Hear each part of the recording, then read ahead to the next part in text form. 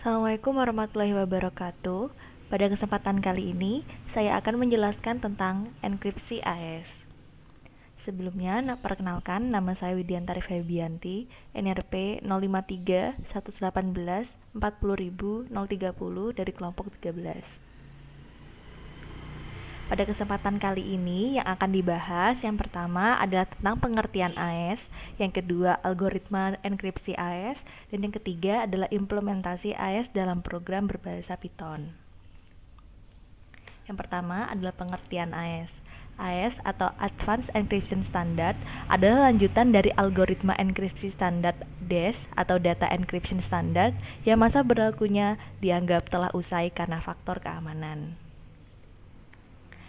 Alasan dipilihnya AES ini karena memenuhi 3 kriteria utama, yaitu tentang keamanan, harga, dan karakteristik algoritma beserta implementasinya. Kelebihan dari AES ini yang pertama adalah efisien dan cepat, serta mampu dijalankan di berbagai mesin mulai dari 8 bit hingga 64 bit. AES juga menggunakan struktur SPN atau Substitution Permutation Network yang diharapkan lebih cepat daripada DES yang menggunakan struktur Fiestel. Parameter dari algoritma AES atau RINDL ada 3. Yang pertama adalah plain text, ciphertext, dan juga key. Masing-masing plain text, ciphertext, dan juga key adalah array yang berukuran 16 byte.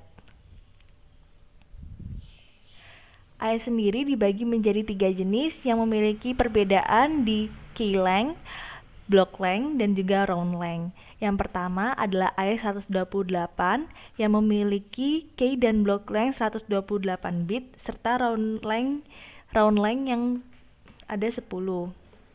Selanjutnya AES 192 yang berisi 192 bit serta putarannya ada 12. Yang terakhir adalah AES 256 yang panjangnya 256 bit, block length-nya 192 bit, serta round length-nya ada 14. Selanjutnya adalah algoritma enkripsi AES. Algoritma enkripsi AES terbagi menjadi 3 putaran. Yang pertama adalah initial round. Initial round ini mengandung add round key. Add round key memiliki arti yaitu melakukan SOR antara state awal atau plain text dengan cipher key-nya.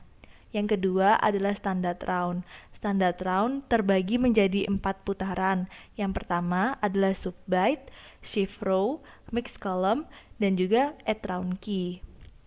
Yang terakhir adalah final round yang terbagi menjadi 3 putaran. Yang pertama adalah subbyte, shift row, dan juga add round key.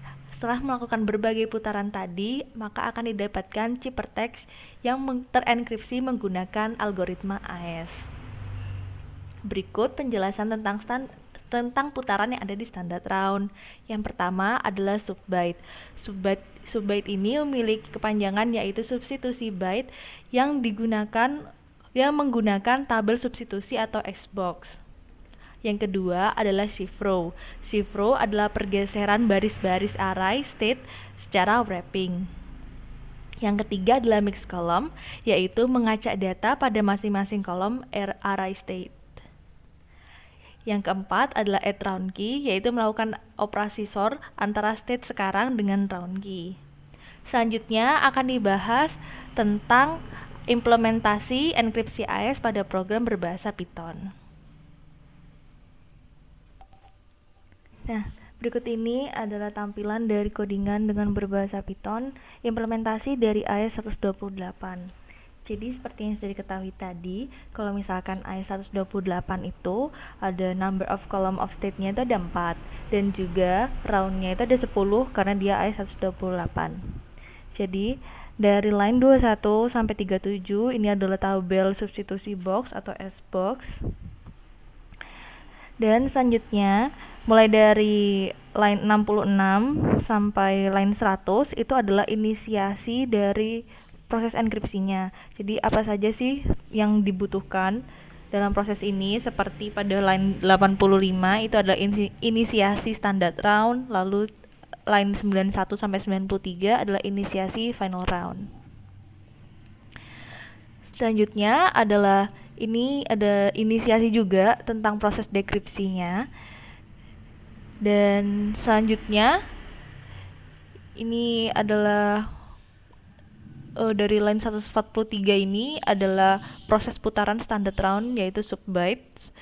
Jadi di sini kita masukkan berbagai aplikasinya atau caranya, mulai dari encrypt dan juga decryptnya.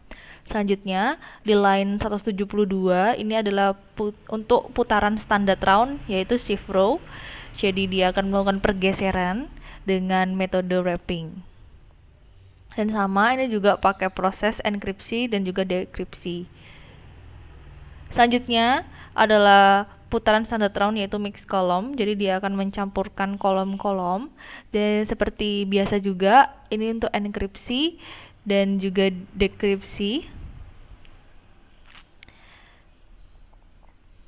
Dan selanjutnya adalah putaran key expansion. Dan yang terakhir adalah putaran standard round add round key. Seperti ini. Karena dia number column state-nya itu ada 4, jadi akan menghasilkan 4 state seperti ini. Nah, setelah mendapatkan 4 state seperti ini, langkah selanjutnya adalah proses final round. Yang pertama adalah menggunakan sub bytes dan juga shift row seperti ini. Jadi dia akan digeser menjadi left shift dan juga right shift. Setelah itu akan ditambahkan atau dijumlahkan dan akan menghasilkan metode enkripsinya. Nah, selanjutnya akan kita run seperti ini runnya. Jadi di aplikasi Python ini yang saya gunakan, kita tuh bisa memilih teks itu akan dienkripsi ataupun didekripsikan. Jadi kita mulai saja. Seperti ini. Press 1 for encryption and 2 for decryption. Jadi saya akan memperagakan kalau yang enkripsi, jadi kita pencet 1. Enter full name of the file. Nah, sebelum itu filenya itu akan saya tulis seperti ini, halo semuanya. Dan ini saya simpan. Dan ini akan saya simpan di file D, yaitu bentuknya test.txt. Enter. Nah, ini kita masukkan key-nya. Jadi key-nya itu bisa berupa apa saja asal tidak lebih dari 16 simbol atau 16 karakter. Nah, di sini saya akan ini aja fk. Nah, lalu ini akan disimpan pada folder ini.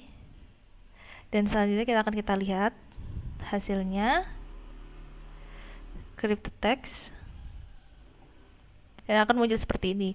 Ini adalah karakter yang telah dienkripsi. Mulai dari kata-kata di file test itu adalah halo semuanya, kemudian dienkripsi secara AES dan akan menghasilkan seperti ini. Saya rasa sekian presentasi dari saya tentang enkripsi AES. Mohon maaf bila ada kesalahan.